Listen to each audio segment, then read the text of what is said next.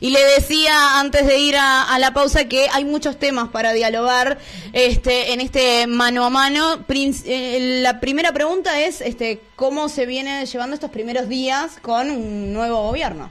Bien, por ahora está todo transcurriendo con los carriles normales de buen relacionamiento, como debe ser. Lo que pasa es que nosotros recibimos, cuando éramos gobierno, una oposición absolutamente irracional desde el primer momento, ¿no?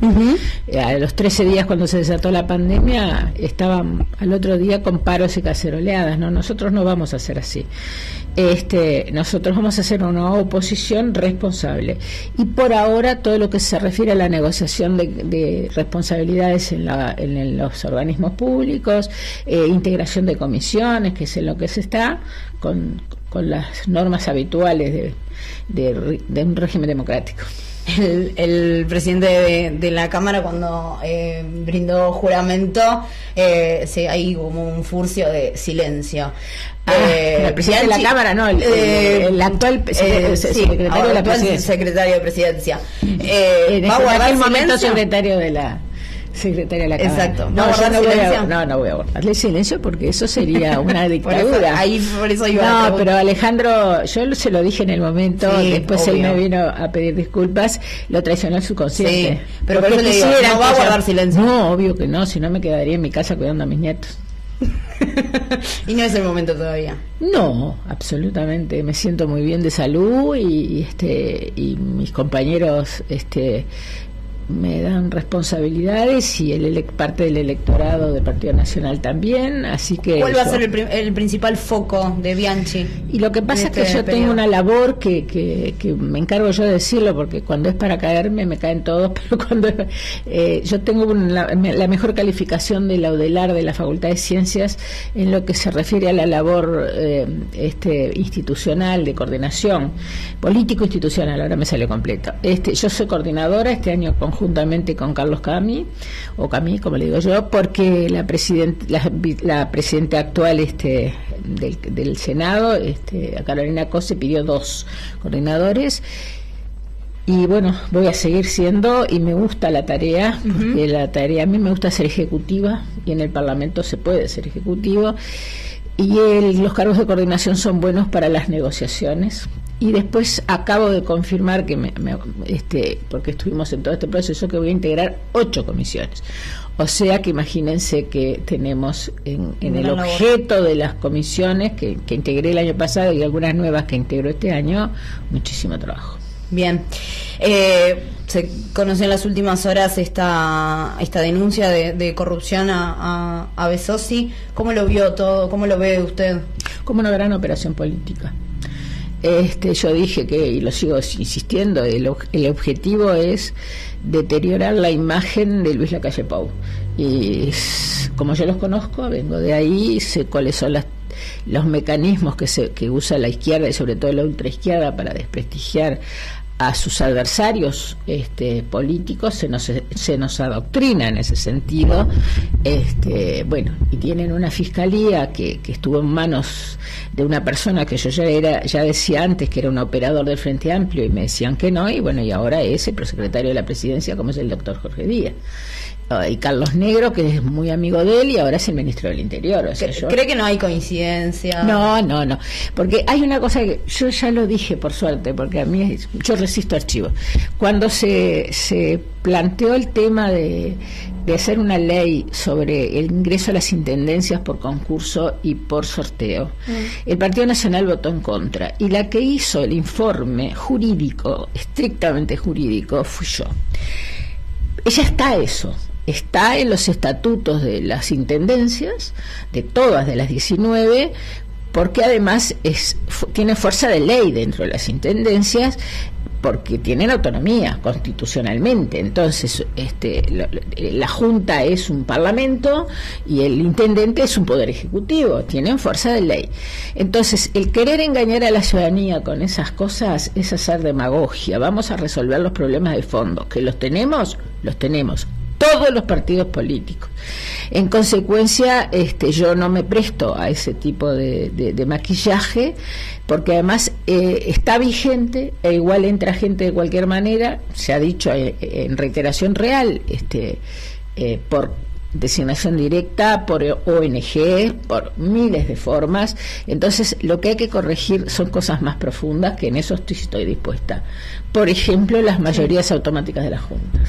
Esa es una rémora de un pasado de coparticipación que tiene su razón de ser por la historia. Nosotros somos una república muy joven, nos parece que llevamos 200 años, los países europeos llevan miles de años de civilización.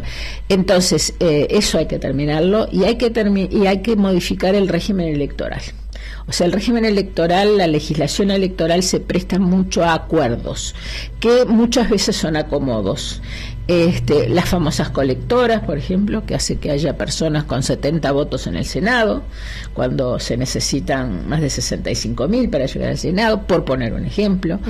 Y hay otra cosa que yo no quiero que se ofenda a la ciudadanía, pero a mí me gusta decir la verdad. La primera, que es clientelística, es la ciudadanía.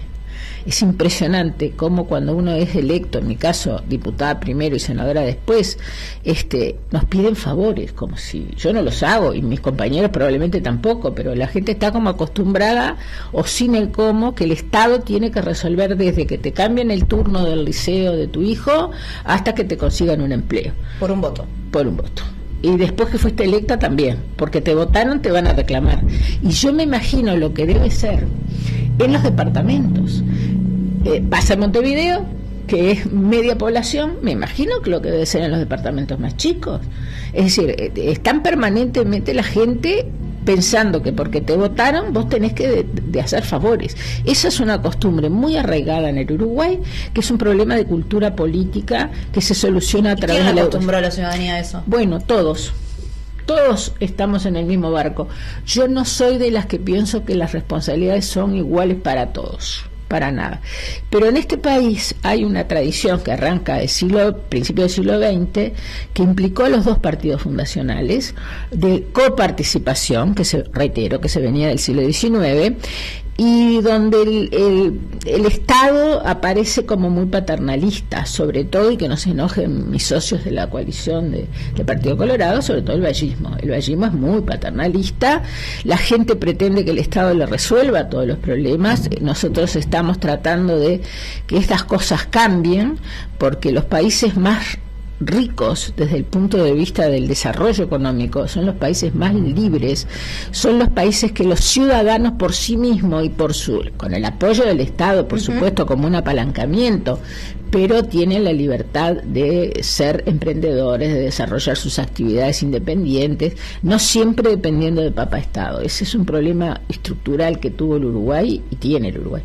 ¿Y no hay manera de revertir eso? Sí, claro, lo que pasa es que hay problemas que son jurídicos, fundamentalmente jurídico. A mí lo que no me gusta es hacer política barata ni descalificar a lo que se está haciendo desde hace siglos, 2 siglos por lo menos, o un siglo, digamos, sino que pensar en lo de fondo. Eliminar las mayorías automáticas de las juntas implica una reforma constitucional, que tendremos que pensar en hacerlo.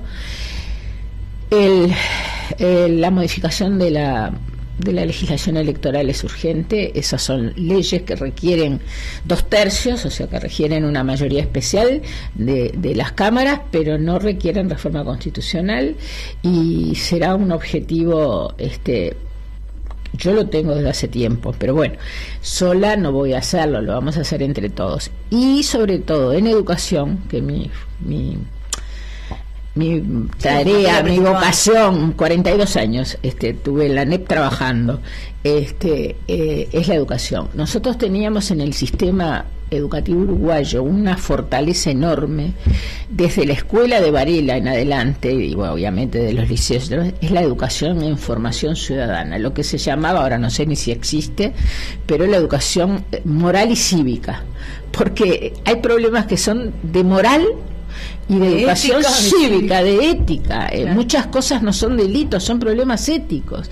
Entonces hay que fortalecer la educación también, porque la educación de una ciudadanía hacia lo que es correcto, también hace a la cosa pública. Pero la materia de educación ciudadana, yo la tuve en lo personal, ¿no se modificó con esta transformación? Yo la verdad que el tema curricular, recién ahora estoy interiorizándome otra vez porque la transformación educativa implicó algunos cambios que vamos a ver qué es lo que pasa ahora. Con las autoridades aparentemente van a seguir con la transformación, no va a haber grandes cambios, yo tengo mis dudas, pero bueno. Pero habían dicho que iban a reverla para ver qué podían modificar. Sí, pero en general, al menos el ya designado presidente de CODICEN, el maestro Pablo Cayani, insistió, y el otro día estuvo en el Parlamento, porque para nosotros, para darle la venia, lo tenemos que recibir y escuchar cuáles son sus propuestas, y la de todos los designados. Sí.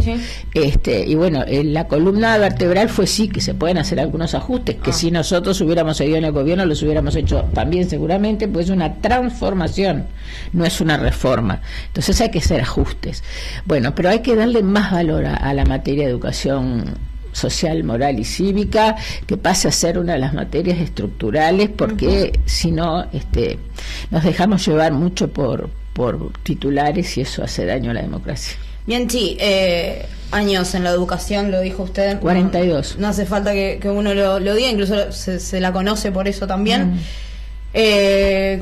¿Hay incertidumbre en estos 5 años con respecto a la educación a nivel general? ¿Próximos 5 años? Sí, claro. Yo soy de las primeras que advertí públicamente que, más allá de la confianza que le tengo, y lo expresé en sala cuando fundamenté el voto a Pablo Cayani como presidente del CODICEN, no estoy de acuerdo con los otros integrantes, que los voté porque es un acuerdo político de todos los partidos. Yo soy una mujer independiente, si tengo que votar algo que el Partido Nacional vota, no votar, no hay problema, pero esto es un acuerdo político de mayor envergadura. Hay una vuelta, una restauración de los sindicatos con poder en la educación. Hoy hay paro de UTU. Bueno, va a haber paros de lo que quieran, pero a mí, más que los paros puntuales, que creo que ayer hubo de secundaria o antes de primaria. Bueno, el primer día hubo de primaria. Sí, hasta Florit, que es oficialista, se empezó a rezongar. A ver, el problema es los sindicatos en la educación. Va a ser una educación sindicalizada. Totalmente. Es el primero porque los miembros del CODICEN son todos de origen sindical. Pablo es el que tal vez tenga menos referencia directa a los sindicatos. Directo. Exacto, pero está la secretaria general del PIT-CNT, la que fue, supongo que habrá renunciado, Elvia Pereira, y que fue toda la vida dirigente de la FUM. Entonces, ¿cuál es el problema de los sindicatos en la educación? Primero, que tienen la misma ideología del gobierno, o sea que toda la educación, incluido, parece que van a modificar van a volver los consejos, con lo cual en lugar de una sola persona van a ser 3 dirigentes sindicales en cada área de la educación. El problema es que se pierden 2 cosas fundamentales: riesgos grandes, la laicidad, porque claramente tienen un fundamento ideológico, y además nunca en ningún ámbito del Estado las corporaciones pueden gobernar, empresariales ni sindicales. ¿Por qué? Porque la población elige autoridades políticas, y las autoridades políticas lo que deben perseguir es el interés general. Si tú sos miembro de un sindicato, obviamente, y está bien, lo que está mal es que gobiernen, defendés tus intereses como sindicato. Y yo creo que es la 3ª vez que lo pongo de ejemplo, el acto de elección de horas. Los sindicatos es una bolsa de valores. Yo fui están una vez empecinados. A acompañar a mi tía, que era maestra hace muchos años, y se pelean por el puesto. No, y además y primaria, que tiene cargos. Imagínense secundaria, que son horas, y la UTU, que son horas. Yo llegué en mi larga carrera docente a elegir cada 5 años, y los sindicatos no tenían problema, y después, si te querías cambiar, podías pedir traslado o redistribución. Bueno, ahora están absolutamente empecinados en que sea por un año. Ahora, ¿ahí se está pensando en el interés de los alumnos? No, se está pensando en el interés sindical de los trabajadores. Perfecto, pero no me gobiernes, porque las autoridades políticas tienen que pensar en los alumnos. Para los alumnos, la rotación permanente de los docentes, para los centros educativos, la rotación permanente no permite formar equipos. Entonces ahí tienen un ejemplo clarito que no tiene 2 lecturas. Bien. Le voy a hacer esta pregunta, en realidad ya pasó el tiempo, pero le voy a hacer esta pregunta porque el año pasado no la tuvimos y yo se la hice a tanto de un lado como del otro. ¿Ganó el Frente Amplio o perdió la coalición? Linda pregunta me haces. Yo creo que ganó el Frente Amplio sin ninguna duda, y claramente en noviembre por una diferencia enorme, por 190.000 votos, o sea que nosotros teníamos 90.000 votos más en octubre, y en noviembre el Frente Amplio remontó los 90 y tiene 100.000 votos más. Quiere decir que también perdió la coalición, porque debemos de haber hecho cosas mal para que con un gobierno, con un presidente que tiene casi el 60% de aprobación en su gestión, solo un 25%... Eso llama la atención. A mí no me llama la atención. ¿No? No, porque si uno analiza pero ¿cómo se lo puede aprobar a un presidente y no porque los liderazgos no se transfieren. Primera cosa, okay. Los liderazgos no se transfieren. Se entiende. Evidentemente Luis tiene apoyo como presidente en el sentido no político partidario, sino como persona de gente que votó al Frente Amplio, porque si no dan los números. Claro. Y evidentemente el Frente supo aplicar estrategias de llegada a la población mucho mejor que las nuestras. Que nosotros no vamos a hacer autocrítica hasta después de mayo, no lo vamos a hacer, porque estamos todos tratando de ganar, en el caso mío en Montevideo, porque yo vivo en Montevideo, sí. Pero de mantener las intendencias o ganar otras más, y hay mucha sensibilidad en el electorado, sí. Y en este momento generar una discusión o una reflexión pública haría mucho daño al proceso. Ahora, tengan la seguridad que después de mayo se va a hacer autocrítica, porque yo ya he leído cosas como diciendo no van a hacer autocrítica, no va a pasar nada, no vamos a hacer, sí. De hecho ya lo estamos haciendo, lo que lo hacemos es en forma privada. ¿Por qué? Para evitar heridas. Pero bueno, se están sacando conclusiones. Yo tengo mi opinión bastante formada ya. Se cuestionó mucho el tema de la fórmula, ¿no? Delgado Ripoll, que bueno, yo solamente... quizás se escucharon muchas cosas, que ella no era la apta, si me escucha Ripoll me va a matar, bueno, perdón. Acá hay libertad. Que no era la apta, que no era, que tenía que haber sido Raffo, que Delgado no consultó, bueno, siga usted. A ver, que no consultó es cierto. Eso es un hecho sorprendido de la las caras, ¿no? Yo no quiero decir más de lo que ya todo el mundo sabe. Todo el mundo me vio 4 giras en el interior con Álvaro, mi marido y yo, con el auto, y él iba con su equipo, pero después cuando se hablaba de la vicepresidencia no se dio la participación suficiente para que los dirigentes pudiéramos opinar, ni siquiera el comando de aire fresco, y se decidió, yo lo dije, a 3 días de las internas, no lo estoy diciendo ahora, se cometió el error de la comunicación. Eso hizo que no se permeara adecuadamente ni siquiera a los dirigentes, mucho menos a la militancia, y bueno, un partido que nace en esas circunstancias, tiene casi 200 años, sí, pero digo que se inicia el proceso electoral con una fórmula que no era aceptada. Pasó lo que algún politólogo como Fito Garcés, que es muy respetable en sus opiniones, dijo que el candidato se iba a pasar más de un mes explicando por qué la llevó. Y sí, pasó, generó disconformidad. Y hizo perder tiempo de campaña. De cualquier manera, yo soy muy cuidadosa, reitero, porque después voy a ser más clara, pero yo creo que fui la primera que dio opiniones públicas a 3 días de las internas, en el sentido de que fue mala la comunicación a los dirigentes y a la militancia, y bueno, eso hizo que no fuera aceptada naturalmente como tiene que ser aceptado un candidato, ¿no? Fue todo como muy forzado. Fue forzado y hay un problema que para mí es ideológico, de fondo. Nosotros tuvimos, reitero, una votación en octubre y ¿qué pasó? Merece un análisis muy profundo de por qué en un mes perdimos 190.000 votos. porque nosotros tomamos una orientación que no era la que correspondía al que nuestro electorado quería. Nos volcamos hacia la centroizquierda o un poco más, cayéndole permanentemente al Frente Amplio, que habíamos tenido tiempo 5 años antes, merecidamente en la mayoría de los casos, y no era eso lo que la población quería. En consecuencia, bueno, la población es la que elige. Hay una vieja frase que se le adjudica a varias personas, si el pueblo se puede equivocar, la ciudadanía se puede equivocar, sí, pero es la única que tiene derecho a equivocarse. Bien. Bueno, no podemos hacer autocrítica antes de mayo. Después de mayo la vamos a volver a traer. Por supuesto. Ahí sí quiero hacer toda la crítica. Encantada, porque yo no me callo, excepto al límite de callarme si puedo producir daño. Sí, obvio. Sí. Porque ella también proviene, usted también proviene de ese lado. Sí, pero son situaciones diferentes. Y yo con esto no quiero ponerme en una situación de superioridad, ni mucho menos.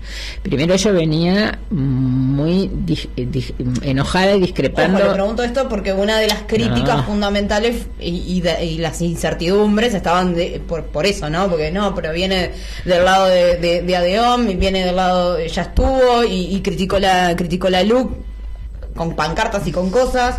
Digo, y usted también tuvo esa situación, pero a usted nada que ver. A mí me recibieron con brazos abiertos. En primer lugar, porque yo ya hacía tiempo que era crítica dentro del Frente Amplio, o sea que cuando lo hacía público, en reportajes, en cartas públicas, cuando yo renuncié al Consejo Directivo Central, me fui de mi propio gobierno por discrepancias. Tuve un tiempo Luis me fue a buscar y no demoré mucho en darme cuenta que era el candidato, pero yo no tengo un pasado reciente de ataque al Partido Nacional ni a la coalición. Ese fue para mí uno de los problemas más complejos, que yo incluso lo manifesté, cómo vamos a hacer para revertir este archivo, y no lo pudimos revertir. Bien.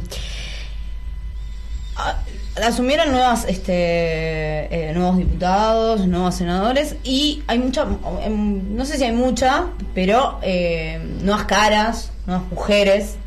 ¿Cómo lo ve eso? Porque tantos años estando allí en el Parlamento, hay mucha mujer joven también, tanto en diputados como en senadores. ¿Cómo lo ve eso desde su perspectiva? Siempre la renovación es buena, y sobre todo si se empieza por diputados. Yo no soy de las que pienso que el Senado es mejor que la Cámara de Diputados, no, pero tiene otro tipo de responsabilidades, ni mayores ni menores, pero otros. Por ejemplo, están los cabezas de lista. Entonces la capacidad de negociación, la experiencia, influye mucho. Es buena la renovación. La pregunta que hay que hacerse es si la renovación se hace con nivel. Y cuando me refiero a nivel, me refiero a nivel académico. ¿Tener título? No es necesario tener título. Es necesario tener formación. Conocimiento, que puede ser con título universitario o sin título universitario. O sea que en ese sentido no tengo ningún prejuicio. Y con la mujer pasa lo mismo, es decir, yo no soy partidaria de las discriminaciones positivas, yo no estoy de acuerdo con la ley de cuotas, no estuve de acuerdo con la ley de paridad, creo que tenemos que ir llegando por nuestra capacidad. La ley de cuotas fue una ayuda, no lo voy a discutir, pero después el mantenimiento y la valoración. Hay que saber sostener, ¿no? Exacto. Entonces, me parece correcto, pero para mí el tema de las posibilidades de hacer cosas en el Parlamento no es un problema de sexos ni de género, es un problema de formación, sin duda. Y uno se puede plantar a los hombres que son, yo no digo machistas, yo más que son misóginos, no les gustan a las mujeres con poder, pero si uno les demuestra seriedad y lealtad, no hay ningún problema. A mí me tratan como cualquiera de los compañeros de ellos, y si ponen a veces muy pesados, yo les digo, parecen el Club de Toby ustedes, en el sentido que naturalmente hasta por el lenguaje tienen, pero yo me meto con ellos, yo soy de las personas que son invitadas en los asados de noche, como dijo Luis. Sí, perfecto. Graciela Bianchi estuvo con nosotros y ya le hacemos la invitación para después de mayo, que yo ya la quiero escuchar. Con todo gusto, esto de las órdenes, siempre con espíritu positivo, siempre con espíritu constructivo. Acá no se trata de cobrarle cuentas a nadie, se trata de no volver a cometer los mismos errores. Muchas gracias por haber tenido la distinción de venir. Gracias a ti, para mí es un gusto.